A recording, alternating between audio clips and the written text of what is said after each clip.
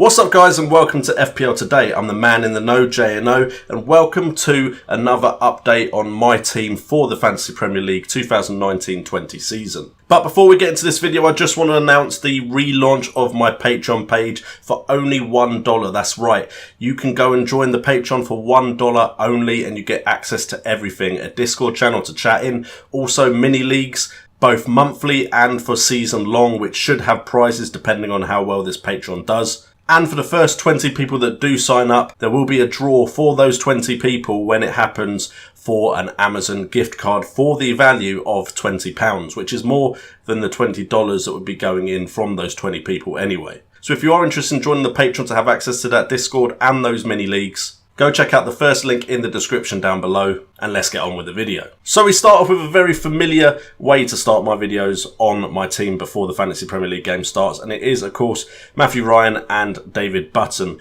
in goal, because it's a nice 8.5 million way of knowing I definitely have a starting goalkeeper. Now I am watching the situation at Burnley. I'm really hoping Pope comes through as the number one choice there. It is of course quite convoluted because of Heaton and Joe Hart being there. So it'll be interesting to see. I think Burnley can be better defensively than they were last season without Europa League football. And I'm hoping for one of those keepers to come out and have a performance like they have had previously in a Burnley shirt. That's speaking of Pope and Heaton. So hopefully we can have both of those, or one of those ideally, being an option for my starting 11.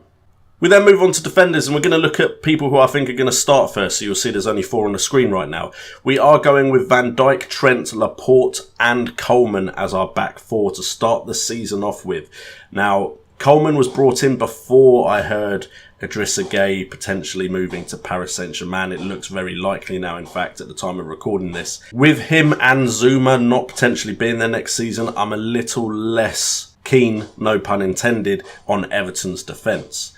Now, of course, they could strengthen their defence with the money that's coming from selling those 2 players, but right now I'm not too sure. I could, of course, go from Coleman to Wan-Bissaka, who has looked good during pre-season, but I'm trying this season to pay less attention to pre-season as far as form and just to kind of figure out who is in the starting 11. And Coleman was brought in purely to be 0.5 million cheaper than Digne. Now, my problem with the Everton side is I do want Everton coverage because of the way the season starts for them. I'm just not sure who I want. I have also looked towards Richarlison purely because he has such a good strong start to most seasons. At least he has done in the last 2 Premier League seasons he started in. However, Laporte, again, I'm looking to potentially downgrade him to a Zinchenko if I think Zinchenko is likely to be a regular starter in that City side. As for the Liverpool defence, probably starting off the season with a double up. If I save enough money elsewhere, Trent and Robertson would be ideal, because watching the friendlies they've been playing in, they just put so many good balls into the box, and they're going to get assists with the likes of Mane, Salah and Firmino in there.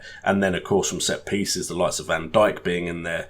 I just think they are going to be very important players this season. However, don't get me wrong, I am ready to jump off the Liverpool bandwagon if necessary, if it does show that they're not as defensively strong as they were last year. If we have a look at Coleman's stats, because he is the newest person to this side, last season 2,560 minutes played for a total of 125 points. He did play less than Digne, but he got a points per game at 4.3, which is only 0.2 lower than Digne got. Clean sheets, he got 13, he got 2 goals and 2 assists. Now, I still prefer Digne as an option, but at 0.5 million cheaper at the start of the season when cash is a bit tighter, potentially I think Coleman could be a good way into that side.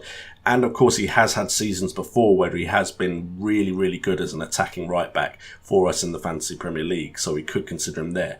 All of these stats, of course, have come from Fantasy Football Fix, who are an official partner of this channel. Do feel free to check them out in the link in the description down below. They currently have a pre-season pack, which will get you ready for the Fantasy Premier League game before the kick-off to the season. We then move on to midfield, and we currently have a midfield that doesn't have Gylfi Sigurdsson in, which I believe is the player that has been in most drafts alongside Salah and Sterling. Now, Salah and Sterling, I don't really need to go over why they're in my side right now. Sterling has the potential to lead the line for Man City at the start of the season, with Aguero and Jesus having been at the Copa America. Salah knocked out early at the AFCON, could potentially come in and start the season, and it is Mohamed Salah, top scorer in the last 2 seasons for FPL points. And then we got Fraser and Ayoze Perez. Now, I really like Bournemouth's start to the season, slightly cheaper than Gylfi Sigurdsson. Last season they got around similar points, say 0.5 6.5 million on getting Fraser in there. If he's still around at Bournemouth for their start to the season, I like the look of Fraser.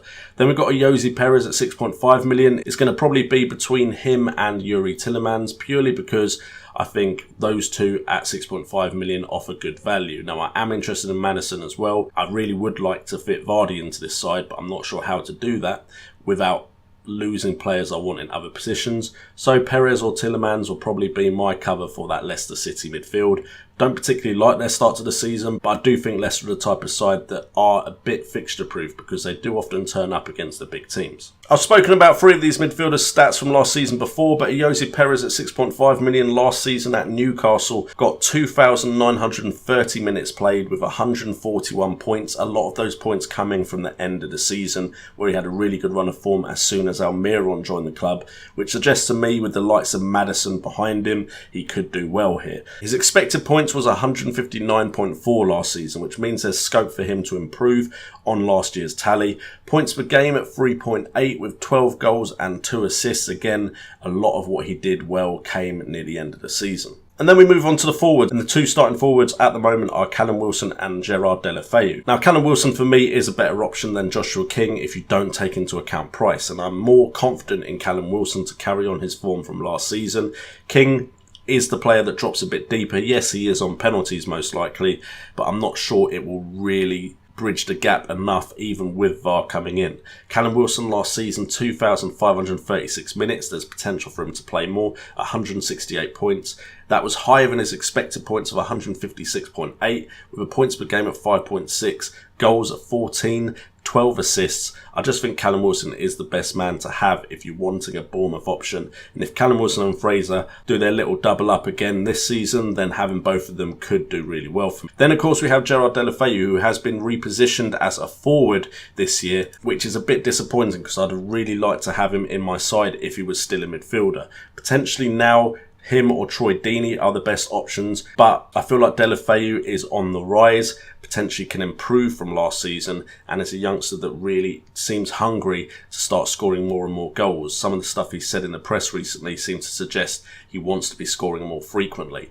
Last season, 2,085 minutes played for 133 points. His expected points was 110.9. Points per game was at 4.4 with 10 goals and 5 assists. The reason I like him so much is because I feel like when he is on fire, he can get really big hauls. This is a bit of a gut feeling that I think he can continue from last season. There's potential, of course, that he might not be able to. But right now in the 6.5 million bracket, I'm not over-amoured with any of them really. There is, of course, Joelinton coming in, but I'm not sure I want to touch Newcastle until I see him actually play in the Premier League. Now they're under new management. Just wonder if Newcastle had kept Rafa Benitez and started spending this money, what could have potentially happened. But that is now neither here nor there. But those are probably the starting players in what will probably be at the beginning of the season a 4-4-2 because I feel like it offers the best balance, just in case players don't get played, and then I can have bench options that can come in. And then, of course, we look at the bench options. At the moment, we've gone with Gibson because there's seemingly the potential for him to be a starting defender at £4 million. If that does exist, he's going straight into my side. Then in midfield, Dendoncker still stands out as the best £4.5 million midfielder for me to have in the side to be on the bench. And then up front, Greenwood, potential to start at the beginning of the season. We still have to monitor that, of course. But at 4.5 million, if he is actually playing, with the way I want to approach the beginning of the season, a 4.5 million striker would be absolutely ideal for me. And if that is the case and he is playing, he will go straight into my side. And then, of course, there's a potential that he could actually feature pretty predominantly in the season if he does hit the ground running, if he does get a start at the beginning of the season. Anyway guys, hopefully you have enjoyed this video going over my side again, the new updated version. If you have, please do subscribe to the channel so you are up to date with all the videos that I will release. Hopefully, fingers crossed, the streaming setup will be sorted some point next week so I can start streaming, because I was planning to start streaming as soon as the season dropped and I've just had an absolute nightmare with designers, and right now my setup, or at least the overlays and all that stuff that you guys will see, is an absolute mess, which is really annoying me. But hopefully there will be streams coming to the channel very, very soon, and more videos. I have unfortunately been ill, and with the weather being the way it's been, I just have not been able to record, which is really disappointing because it's such an important part of the year for a channel around FPL, but hopefully we'll start pushing out the content now. Also, there's been no player analysis videos or transfers videos because I've been a bit underwhelmed, to be honest, by the transfers that have been made. No one coming in that is from outside the league really entices me to be considering them as an FPL option, and I don't want to suggest players to you that I really do not believe in. So hopefully we'll get videos out soon about players in certain price brackets and about the early season fixtures, so we can get you guys as ready for the beginning of the season as possible, and I really hope we will be able to get live streaming soon. Please do feel free to check out all the links in the description down below. If you want to support the channel in any way, do go check out the Patreon. I'm hoping it will be great value for money if we can get it off the ground running and successful. With all that being said, I've been JNO, this has been FPL Today, and remember, it's all about the game.